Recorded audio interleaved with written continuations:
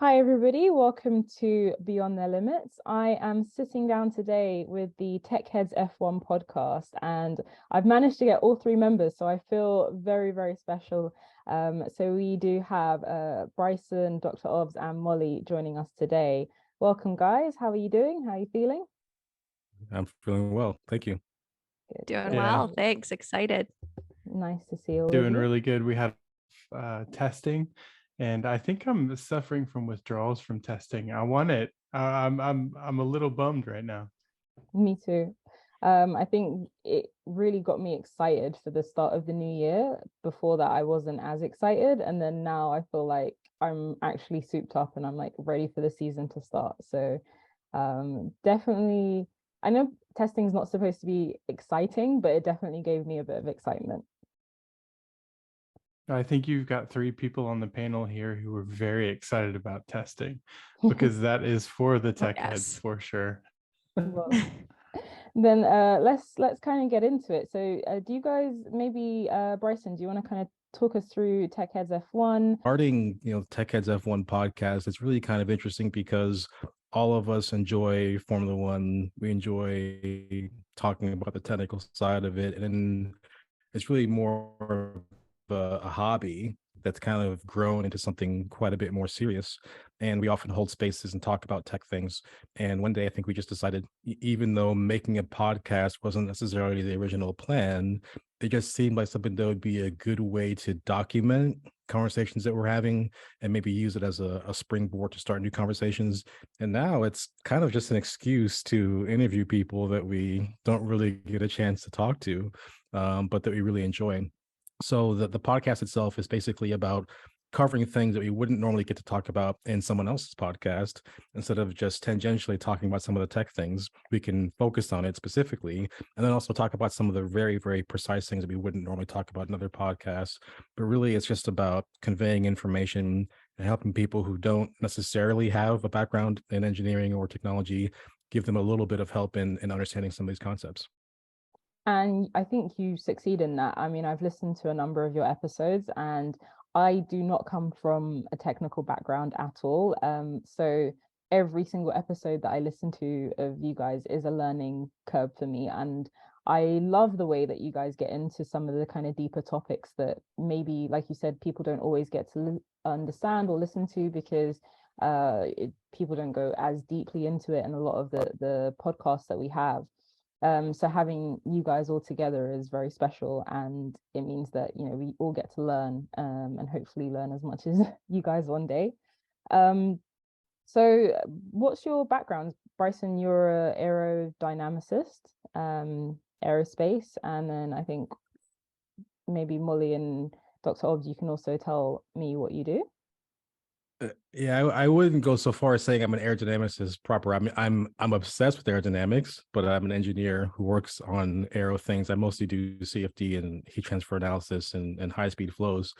But I think my background is just someone who was a fan of Formula One for a while and appreciated the engineering side of it for a long time, but didn't really start giving a full appreciation of it until I started interacting with people who work in the sport, and I could actually hear firsthand from them, some of the details and complexities. And through the magic of social media, we've been able to learn a lot of interesting things. And I'm just trying to share some of those things when I can. Nice. Molly, what about you? Yeah, so I, by degree, am a mechanical engineer, but my day job is a product development team for an OEM and powertrain in the automotive industry. And while I came to racing through NASCAR, I stayed for the tech of race cars. I was in engineering school at the time. And as I found their series that I enjoy, including Formula One, it's the tech and all of the things that go into making the cars race that really kept me around and keep me curious. I feel like I learned something new every day. And I think a lot of people might recognize me from TikTok, where I'm a bunch of red flags, where I use my degree and my knowledge to try and help also demystify the tech behind race cars, because I don't think you should need an engineering degree to enjoy the tech or understand a race car. And I find that it can have a high barrier of entry. And that's also why I love being a part of this podcast too. So that's my background. I am the non-aero of the three of us. That's cool because engineering also obviously has a massive place, a massive part in Formula One, and it takes a whole bunch of different disciplines to come together to create what we see and what we're entertained by. What about you, Obbs? What's your background? Yeah, so I'm a mechanical engineer as well, but I got my PhD in fluid dynamics. So I was probably about as close to a aerodynamicist as you could be without actually getting the degree of aerodynamics. But for me, my kind of insatiable thirst for understanding technology is really what brought me into motorsports. When I was in college and my undergrad, I was actually on the Formula student team, Oh, wow. and that was yeah, it was very interesting for me, although at that time I was doing suspension and not aerodynamics for the car. But for me, I think in my day job, I'm actually in the energy field, and one of the things that we do is innovate always in the energy sector. I've worked in technology development for many, many years in this industry. So I think kind of the cross merging of fluid dynamics, motorsports, and technology advancement is really what draws me to F1. Amazing. Um, so we kind of touched on testing and how exciting it was. For those of you who don't know, we've just had 3 days of testing in Bahrain at the International Circuit in Sakir. There was 2 4-hour sessions on each day, and each car was ran as much as they could. So some of the cars ran into some issues and maybe couldn't run for the entire time, but essentially that was kind of the aim is to gather as much data as they can ahead of the season starting on the first weekend of March this year. So Molly, why do you think preseason testing is so important, and what do you think the teams are hoping to gain by running these cars? So preseason testing is so important because in the off season, teams have spent all this time iterating models and redesigning pieces of their cars and testing them in a virtual space, and then going and putting them on dynos if it's powertrain or rigs for sub-assemblies. And they're trying to correlate back to those models, but the ability to put it all together in a car and actually run it is very limited, and it's heavily controlled by the series. So there is some scale work that they can do in a wind tunnel, but that's purely more aerodynamics based. They can run a full rig on a dyno, or they could run a full size rig depending on what they're looking for. But it's really one of the first opportunities for the teams to put it all together and see how it runs, because you can do your shakedown, and they have their shakedowns that they do, which is those 2 filming days they're allowed. And they usually use one as a shakedown where it's kind of their first running of the car, but that's limited in mileage. I think you're only allowed 100 kilometers. One of the guys can correct me if I'm wrong with that rule, but that's a very small amount of running. So the preseason test is really important because that is your first chance to get everything together and really understand how it interacts. Is the car performing how you expected it to perform against your models? Are your models correlating correctly to what you anticipated it being on track? And then are there areas that we actually need to improve that aren't behaving as expected? Yeah.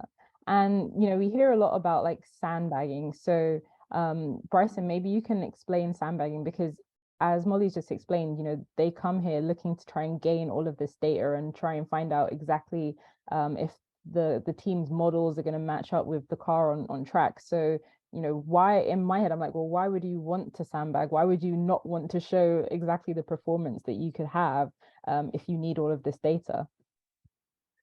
It's true that teams are spending 50% of their time or so looking at their own data in their own car, but they're spending just as much time, maybe even slightly more time, looking at the competition, sizing them up, seeing things that they have now that we hadn't really seen before, things that they could use by looking at the competition to derive a performance advantage. Maybe there's a new aero trick, maybe there's some sort of weight difference in the chassis, something that they can use to make the car faster. And the less time you give your competition to learn about that, the better chance you have to beat them, essentially.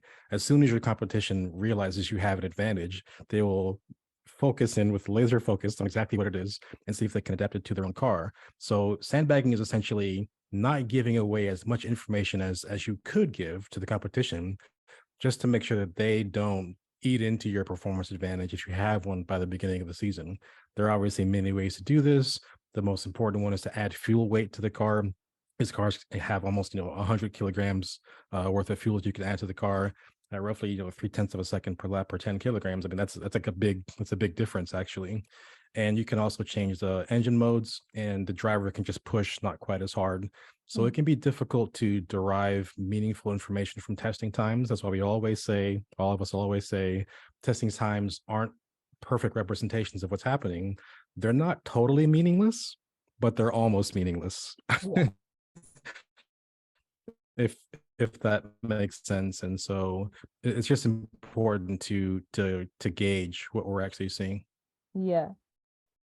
It's like you can see that they've got a little bit of a percentage left over in their back pocket that, they could be pushing a little bit further. They could be doing that a little bit more, but I'm going to hold back and just, be happy here because I'm getting the information I need, but not necessarily pushing it as far as I could go. But when they do season testing, I think one of the interesting things that a lot of people kind of look forward to seeing is like the flow viz and the wake, the wake rakes, I think they're called, which to me kind of remind me, I mean, I think you're all American, the braces that you used to get on kids, and it was like the full headgear that they used to walk around with. Like for me, that's what I'm always reminded of when I see these things. Dr. Obbs, what I'm else having flashbacks. do you know what I mean? Yes, to my braces years. Oh my Oh, gosh. I'm so sorry. Dr. Obbs, do you have any thoughts on like some of the techniques that they use during pre-season testing and things that we've seen over the last few days that were quite interesting? Yeah, absolutely. I think that's one of my favorite parts about testing is the flow viz and the aero rakes and things like that. So let's start with kind of the development process, right? Bryson hit on this before about a lot of the CFD, computational fluid dynamics, that they're doing, which is modeling a car in a digital space. And then they build models and they run it in a wind tunnel. But the things that we've talked about in our podcast before as well is that you simply cannot model or predict on-track performance without actually running on track. So this is why they pull out then the aero rakes, and those aero rakes are essentially pitot probes, and the pitot probes are used to determine, static pressure, dynamic pressure, and then correlate that to basically pressure profiles as well as velocity profiles of the air that's moving around the car. And with that data, they can then correlate to all of the models that they've built up, whether it's in CFD or any of their performance indicating models, to see how well the on-track performance is correlated to their sort of virtual space model that they have. And that's why it's so important, that or that's why the value is there, even if you're not, say, running to 100% of the capabilities of your performance. Let's say you run at 75%. What you're validating is your model at 75% with on-track running at 75%. And if you have an accurate correlation, then you can run that data at 100% and you're going to be about what you think you're going to be.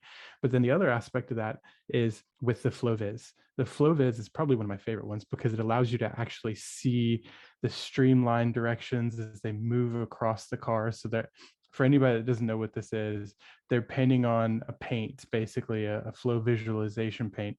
And as the air moves across the surface of the car, it drags that paint with it.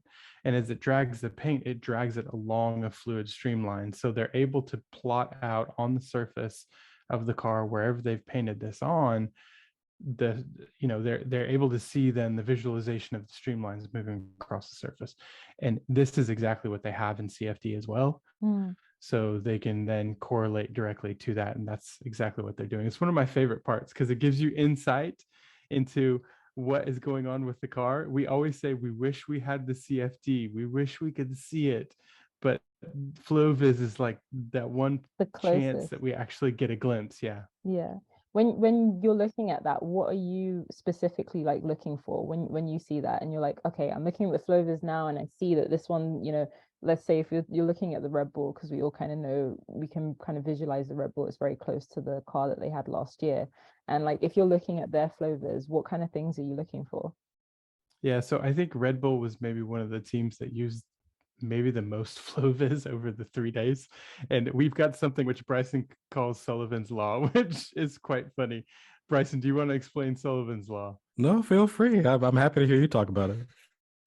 Okay, so Sullivan's law is essentially that the more flow viz that you're running on a car, the less that you actually know about what the car is doing. I would say the more you're trying to learn. Let's put it that way. Yes, there you go. That's the politically correct way to say it. I like it. The So number of we're people I have using Sullivan's Law now because of that coin term. You're welcome. brilliant. It's brilliant. It's funny.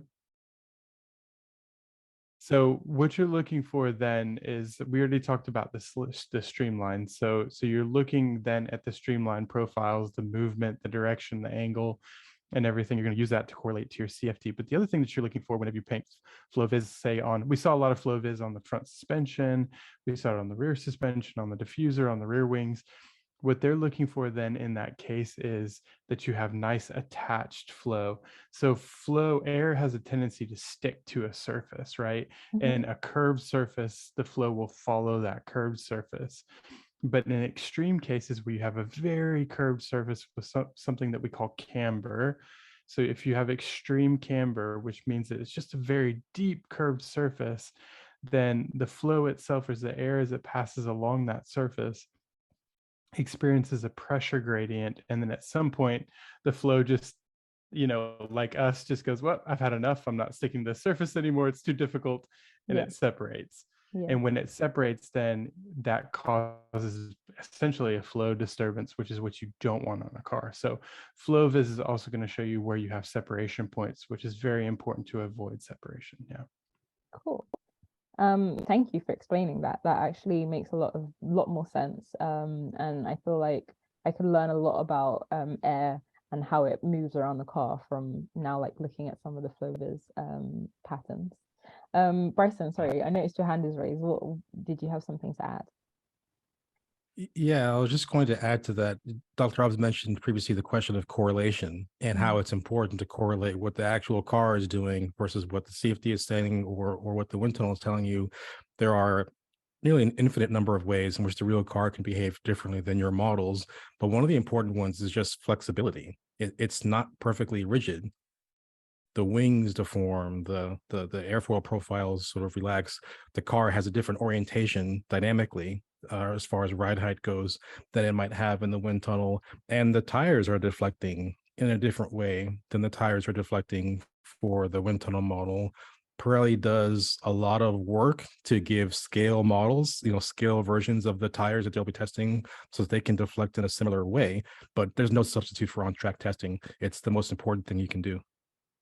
Yeah, that makes a lot of sense. I think real world cars, obviously they have so many different forces acting on them, and not just forces that you can obviously recreate within a wind tunnel or in CFD. So like that's completely understandable. Even just on a race weekend, you might have more wind on a Sunday than on a Saturday during qualifying, and that can have like a massive difference on the car. So I can imagine that the difference between simulating something in a computer or in particular testing conditions and then doing that again on track is the differences must be quite mind-boggling to work out. So touching on the cars, last year 2022 was the season where we had brand new regulations. Everything changed from what was done before, and the teams have had now a year to get to grips with the regulations and to kind of test their cars over the course of a year and upgrade them and change them and come up with a new concept direction. So how, Molly, have you noticed any difference between this year's cars and last year's cars? Any major differences? Yeah, and I think that it's not necessarily full large overhauls where teams are totally pivoting on their concept, maybe save the Aston Martin, but I think that this is a year of trends where teams kind of had their own approach and that we're still on the learning curve. And so I think that we're starting to see more trends amongst the teams. So things like side pod shape front wing end plate design, rear wing design, suspension type, and how it's integrated. I think this is more a year of trends. And so we're seeing kind of 3 or 4 main side pod styles. I've kind of called them, because there's the Mercedes Zero half pod.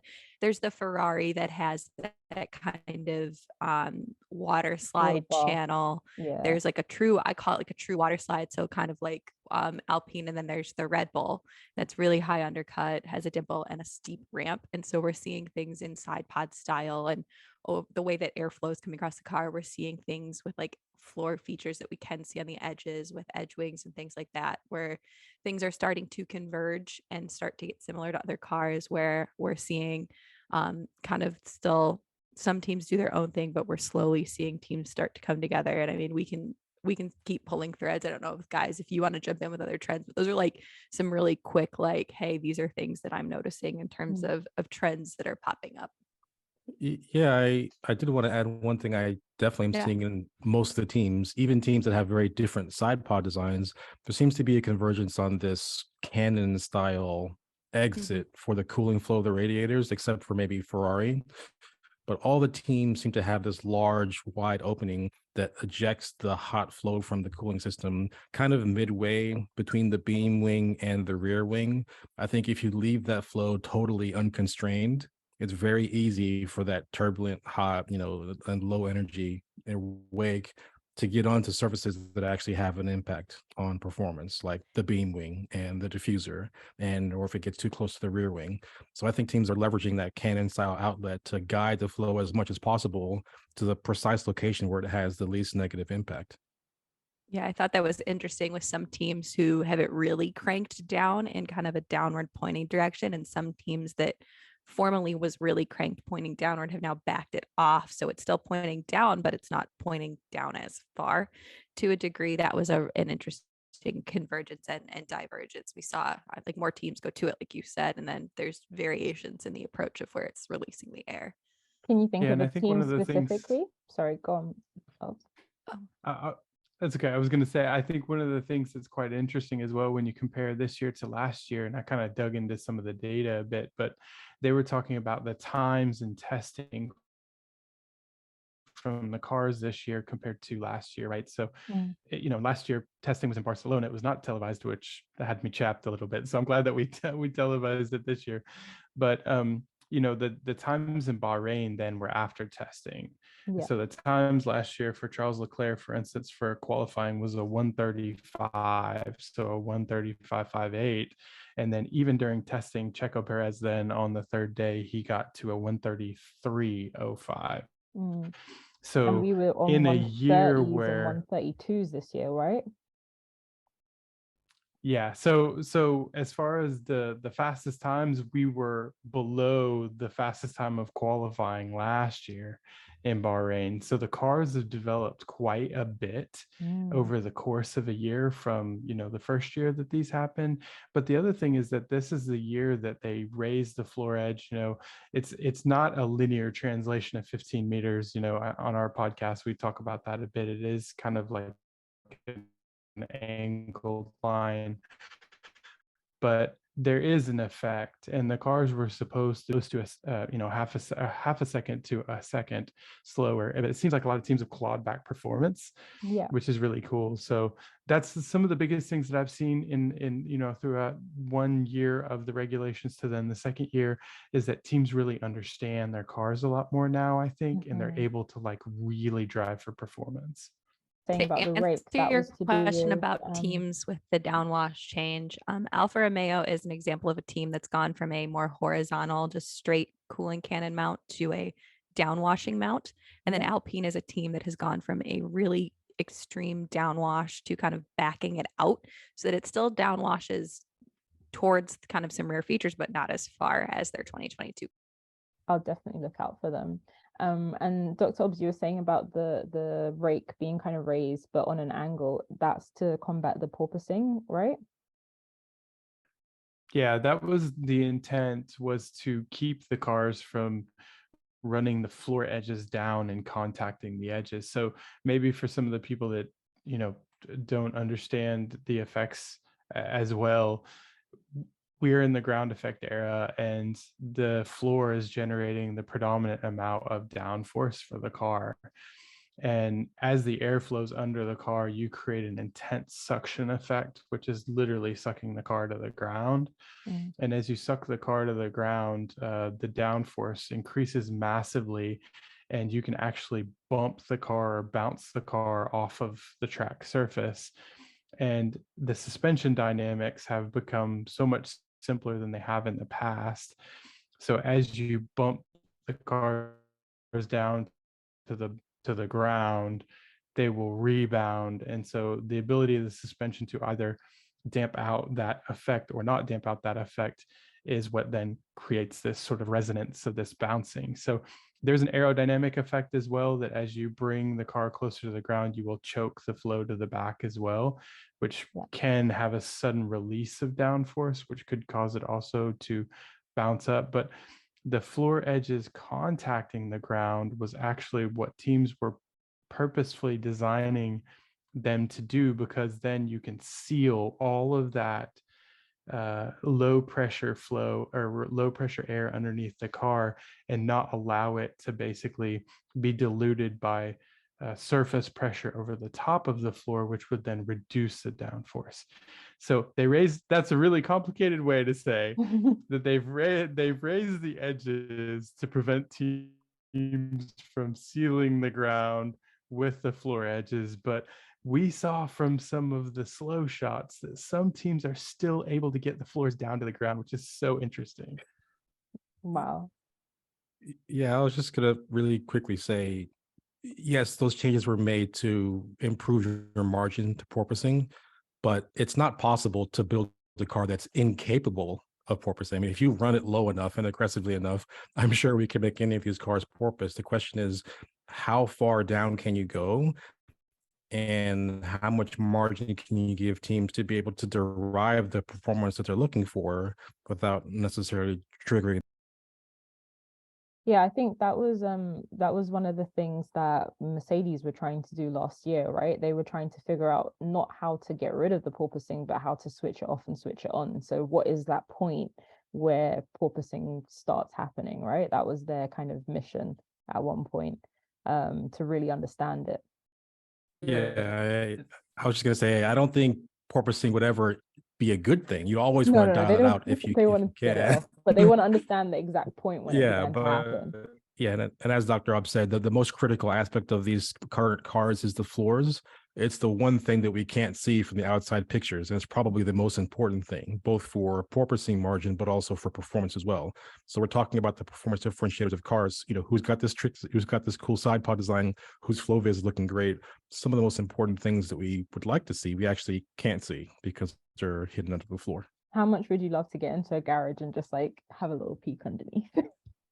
I mean, this is a true story. I mean, I did get a chance to go to the pit lane in Austin last year, and instead of taking selfies with George Russell, I was taking pictures of Mercedes' front wing with the slot gap separators. I have about 30 pictures of that front wing and about one picture of George, and it's not very good. I'm sure any of us in a garage would be a team's worst enemy. We'd be constantly asking questions and taking pictures. But hey, if any team wants to let us come check their garage out, by all means, we would love to come do a garage special. Yeah, let us know. That would be so cool. Like I can imagine you guys walking around and explaining to everybody all the different parts. But I think they, like you said, they'd have to be careful because you might know too much and expose too much. Yeah. Or we'd notice something that we probably weren't supposed to notice. Yeah. So we're talking about the kind of differences between the cars and the new directions, or the slightly different directions that the teams are now taking. But do you feel like a lot of them have moved towards kind of Red Bull style? Because obviously Red Bull was the most successful car last year. Ferrari started off as the most successful car, but Red Bull seemed to have developed it by the end of the year to really be like the strongest challenger. So do you see that some of the teams are maybe like going more in Red Bull's direction, or do you feel like everybody's still kind of maintaining their own philosophies? Red Bull absolutely created the fastest race car by the end of the season by far, but we shouldn't forget that Ferrari won the qualifying competition. That's something to keep in mind. there's really more than one way to build a fast car that I think is important. One of the things I would say is yes, there's definitely convergence on certain design philosophies that work towards Red Bull, but I want to give some teams credit for remixing and manipulating those designs to their own liking. That really is very unique. I mean, one of the things that was slightly irksome was many people called the Aston Martin a green bull because they saw very similar features inside profile. But if you look at the actual fine details of the design of that car, the nose is totally different, front wing completely different. Their side pods, even if they have a downwashing back into them, have a totally unique interior portion that is very. The way to describe it is it's not like Red Bull, it's not like Ferrari, it's Aston Martin. It's its own type of design. So I just want to give them credit for that. But yeah, there seem to be three major philosophies in that sense: Red Bull, Ferrari, and Mercedes. Mercedes is definitely sticking towards their design direction and evolving it as time goes on. There was some discussion that Red Bull or Ferrari would have the design that Mercedes would just copy immediately and then try to work in their own way. That doesn't seem to be the direction that they're going in, but we know that they have a major upgrade package coming in for the 5th or 6th race of the season, maybe Imola, maybe Baku. I'm not really sure, but we'll really see what their car looks like then. I think the thing that I've been enjoying the most is kind of seeing how teams are taking the best bits and bobs from each one of the cars and sometimes intermixing them a bit, which is really cool. I know Molly's going to jump in here in a minute and tell us what she has named the McLaren. Yes. But that's yeah, why I'm off mute. Tell us what it is, Molly. I have kind of lovingly dubbed the McLaren the Papaya Rari Bull because it is very clearly still a McLaren, but it has the best parts of the Red Bull that are very distinctly Red Bull, and then some pieces of the Ferrari that are very and that's really cool to see that teams are taking different elements from different cars and kind of mix and matching them together. Because one of the hardest things to do, and this is something we've talked about in the past, is the car from front to back is literally like an I call it an aerodynamic symphony. That's kind of my nerdy way to say that everything needs to work together from the tip to the tail. And sometimes when you take aspects of one car and mix and match it with another car, those two aspects might not be complementary. So it's very important to find a complementary solution that gives you the most or the widest band of performance, because that's something that we saw I can speak to some of the issues with Red Bull at the start of the season last year. Was that it seemed like it was very difficult to set up, but then as they rolled out some updates, it seemed to get a little bit easier to set up over the course of the year. So teams are having to judge, do I want to try to extract peak performance in my design that maybe is right on the razor's edge of what I could actually control?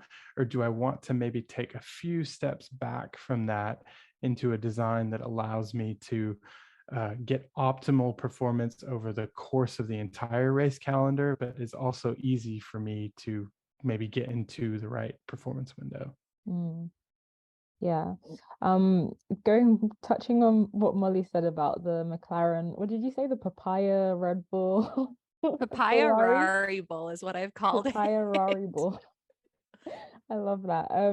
I noticed, so my takeaway from McLaren from the testing was actually that they weren't doing so well. And you had everybody kind of talking about Lando's frustrations, and then obviously like we've got a rookie in the car, so you got Piastri, so he's not necessarily going to have known the car as well as Lando does. So perhaps those changes aren't quite working for them yet. What do you think? I'm a firm believer of just because it works for someone else, it's not necessarily going to work for you. Just because it's working on another car and giving them a lot of advantages and a lot of gains, it might not work for you. I think a good example of that is the very similar looking Aston Martin from last year, where it looked very similar to the RB18, but they didn't have that kind of insane performance like that car. And there's enough differences from car to car with wheelbase, the tunnel layout, what their actual floor, where pretty much all of your downforce is generated, that feature, regardless of what it may be, just might not work with them once it's integrated into the whole system. for at least McLaren's case, what I find curious is Andrea Stella. I've kind of talked about this in a couple other forums too. He said during the launch, they have this known and inherent weakness with the car, but they have a plan to deal with that. And it's part of their development pipeline. So I'm very curious to understand what that could be. Is that part of the frustration? Is that part of their testing performance? Because we know McLaren's chronically have what's considered a weak front end. They're typically lacking in front end downforce and are very understeery.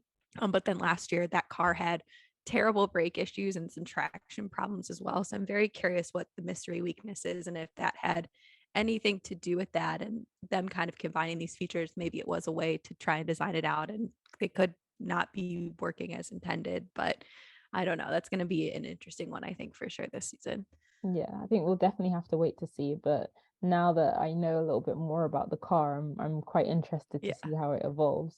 Bryson, our self-confessed Mercedes biggest fan, what do you think about the fact that they have kind of adapted their zero side pods model into a kind of like slight side pod model?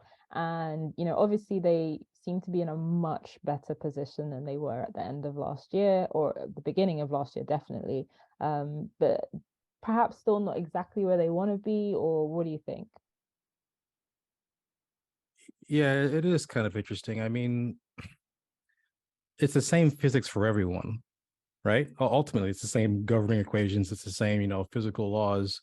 It shouldn't be entirely surprising if the best possible solution exists in a limited subspace of what the design space looks like. So I don't have this, aversive reaction to teams looking at successful designs and working with them. I think the real question is, if you're going in a different direction, what type of performance benefit can you see on the horizon? And can you actually realize that on a real car versus what's in CFD and what's in the wind tunnel? The design that we see in the Mercedes right now, yes, the side pods are, as we said, they're kind of half pods now. They're more full on the back end. They don't go quite as aggressively inwards as quickly, and they've completely redesigned the front inlet of the side pod. It's actually slimmer in the front, and the inlet is vertical as opposed to being a sort of triangular shape where a lot of the air for the cooling flow is coming from lower down.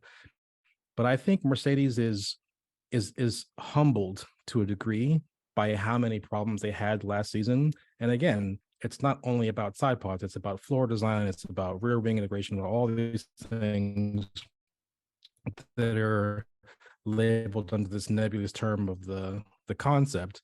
There's a lot going on. It seems clear from what they're saying internally, they're not perfectly happy with where the car is. Yes, a lot of focus are, number one, the W14 has a longer nose than W13, and it's also raised up slightly versus the previous version of the car. But obviously, that can get you more airflow underneath the floor, but it also reduces the front wing downforce because the closer you get the front wing to the ground, the more downforce it creates. It's also in ground effect, just to a lesser degree. So I think that nose change is also very important, but I would focus more so on the hulking shoulders of the W14. These channels that go back from the base of the halo all the way back to the back of the engine cover, then taper into the shape that goes directly into the rear wing and beam wing are. That seems to be purely an aerodynamic development. It seems to be designed to channel and control losses coming off of the halo in the cockpit into an area that's most favorable. When I first saw it, I didn't fully understand the concept that they were going for.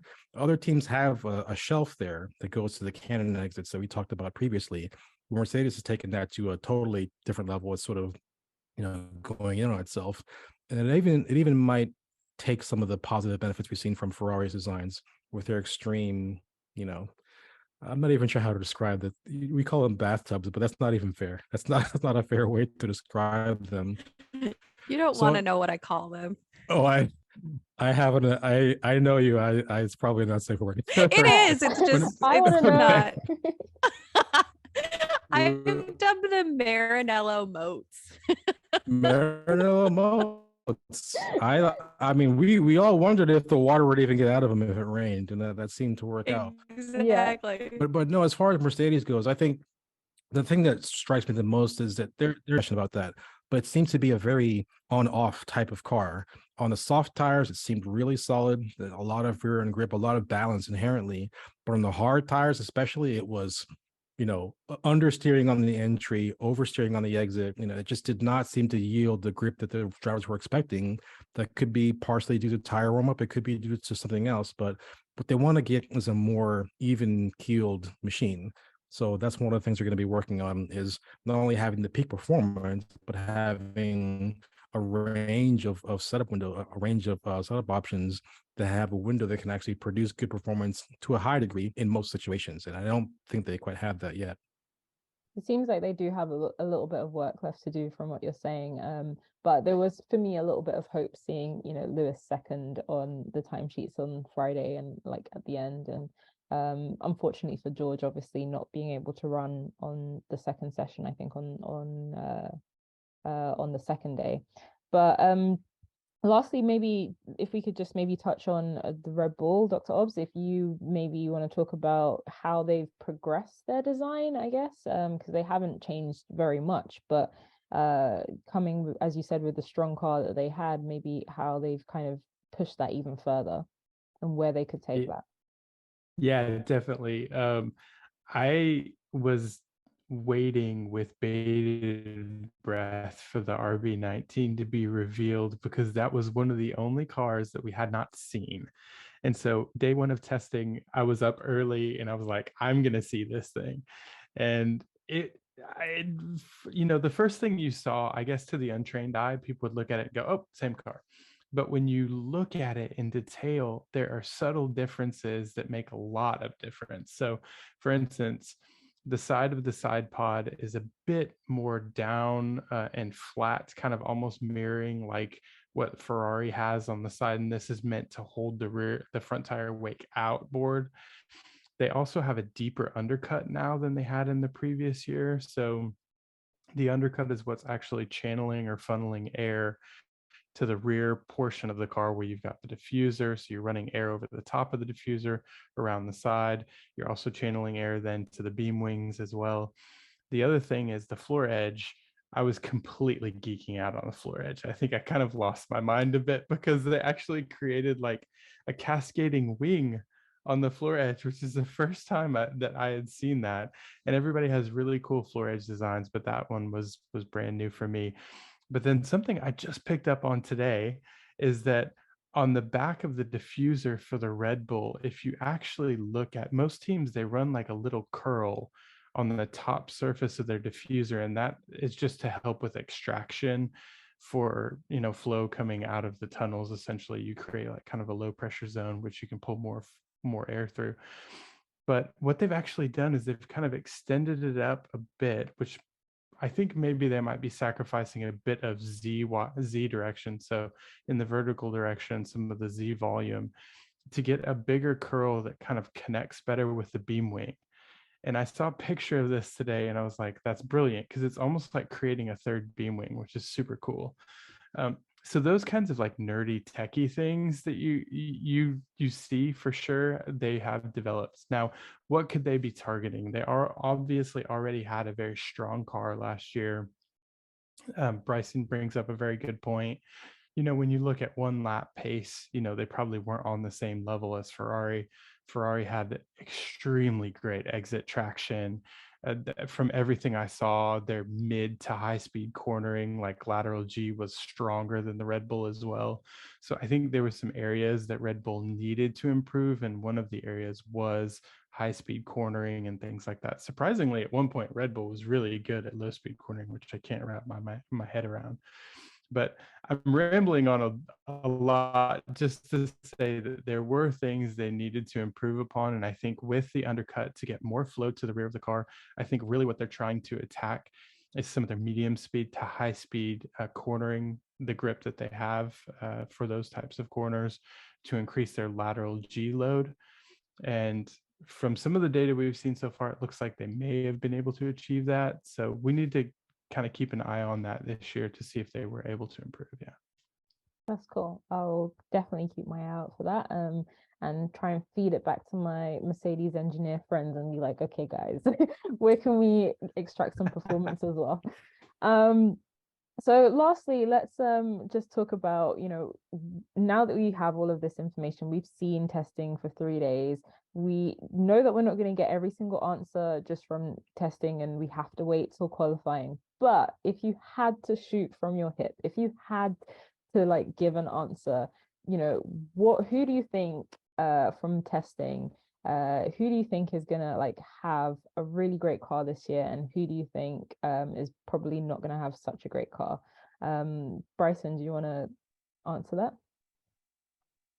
Yeah, I mean, the reason why I was laughing a little bit earlier on in the podcast when we got to this part of the questions is any answer that you give that's different from last year's, finishing order is going to be slightly controversial, right? Because we're basing all of our information on limited amount of testing. As we said, the testing times are nebulous. I don't think there's any question that you can read the body language of the team and the car itself, as far as Red Bull, Ferrari, Mercedes. I think those top three are going to be similarly paced relative to each other versus what we saw last year as far as the season goes. I think Mercedes is going to be a little bit closer in the first round this year than they were previous years, but I don't think they're at the point now where they can challenge for wins immediately, although we'll see what happens in the future. I think the midfield is a lot more interesting. There's been a lot of discussion recently, both in the paddock in general and amongst engineers and drivers, that Aston Martin has found something significant, that they've made a big jump in their car this year versus what they had previously. And their long run times, both the consistency of their lap times, the long runs, and the actual times themselves were very promising. So it actually wouldn't surprise me at all if Aston Martin has made a large jump. There's been some rumors that it would be large enough to put them into second place potentially. I'm not sure it's quite that extreme, but they're definitely the most promising of the midfield runners. I haven't really seen a tremendous amount of pace from Alpine yet, but they're also very bullish. They seem to say, yes, we didn't show the absolute pace in testing, but what we see from our internal data is very promising. AlphaTauri completed a ton of laps, so did Williams. They're looking quite interesting. McLaren, I'm not sure really what the inherent performance of their car is, because they spent so much time with reliability issues. As we said, one of the most important things you can get from testing is reliability, track time, mileage. And they had so much difficulties with the structural integrity of the wheel deflectors on the front wheels. Will Buxton calls them wheel brows, but we don't call them that. They're deflectors in the CAD, I guess. But those were a real problem for them, and it seems like we haven't really figured out what their true pace is. I'm definitely looking forward to seeing it in the race. Cool. Molly, do you have any additional thoughts? Oh, is there pretty? I agree with a lot of that. I'm on a crusade to everybody that's freaking out about Alpine. Much like Bryson said, they didn't really show their hand and they were very bullish with their statements. And everybody's like, oh, the car looks like it's behaving different. And I mean, they have come out and said that they've made changes that I would expect a behavior change with their car. They've changed their rear suspension. They've changed the integration of things. They have taken their cooling from being stacked tall with their high centerline cooling, which they're kind of known for with the Renault engines in the past, to kind of widening it out. That kind of affects your center of pressure, your center of gravity with your cars. That will have an inherent behavior change. I've kind of been on this crusade of like, stop freaking out about Alpine, everybody. We know they didn't probably show their true hand. They confirmed they didn't show their true hand. And then I was encouraged by Haas. I think that they showed some strong points during testing, but I think my stance on Haas personally is that they don't necessarily iterate very well. They don't have a good development cycle. So I think if this year, if they can really iterate well and learn and continue a good development cycle, they could have a good car. It could be a shakeup in the midfield. I also agree that I think a midfield shakeup is coming. To what degree and what gap that is, I don't know. I think I really look forward to seeing if they can kind of close the gap up between the top three and the midfield, because last year the midfield was really tightly packed and the differences between the midfield were very, very close, which to me says that the cost gap and some of these sliding arrow scale rules are working with where you finish in the constructors order. But there was still a very large gap between the top three and then best of the rest. And so I personally will be really looking to see what that gap is between kind of what your front runners are and what your best of the rest car is, and who has found something that way and who may have shaken the order up and found something, and that sliding scale really maybe benefited as having more time with CFD and more time in the wind tunnel. I think for me, I would love to see someone from the midfield become an outlier to the top three. So, just get those one-off Same. random race wins or like a couple podiums and stuff, rather than just having the same six the majority of the time on the podium. So Yeah. I would love to see one of the teams, not too fussed to be honest which one, but I would love to see one of the teams kind of thrown in there more often than not. I'm a big advocate for parity in a racing series. So really where you get that mix up and how everybody's a lot closer of a playing field. Yeah, you have your traditional outliers or like front runners, but at any given time it could be anybody in the field. And I'm a huge advocate for that. And we see it in other series around the world, and it makes some of those series incredible to watch. And I look forward to seeing parity improvements, hopefully, with some of the things that F1's put in place as well. I agree. Yeah, Obbs, do you have any final thoughts? Yeah, sure. So from my side, I mean, the top three, I think, are the top three. That's a good shout by Bryson on AMR. I mean, I think they're, to me, one of those potential outliers, that could come in and shake things up. Alpine was kind of one of those last year, right, with Alonso, and now Alonso's with AMR. So maybe he's got a machine where he can actually come in and cause some havoc, which I wouldn't be too upset to see. I think I like Alonso. He's salty. But from my side, I'm looking at like Alfa Romeo, and I'm gonna get my heart broken again, because like last year when they were showing in preseason testing and some of the early phases, like, hey, Alfa Romeo may have something, and then it just like fell off into like a sinkhole of nothing. And I hope that doesn't happen. They showed some good signs this year, and they've got a slick car. Like, I like their design this year. I think it's really good. So just aerodynamically looking at it, it's eye candy, I think, when I look at it. But they've got Bottas, which I'm a fan of. Like, I love Mercedes, by the way. I'm a closet like Mercedes tech head. I love Mercedes tech. But I love Bottas after Mercedes. Like, he's just coming into his own. I think I'm enjoying seeing that happen. So McLaren, I think, is a team that we talked about it a bit. I'm a bit bummed. I'm hoping there's something that they were doing maybe during testing that may not materialize during the course of the season that they'll be able to get over. But I think, yeah, the outliers for us potentially is going to be AMR coming in, and maybe Alpine, as Bryson said.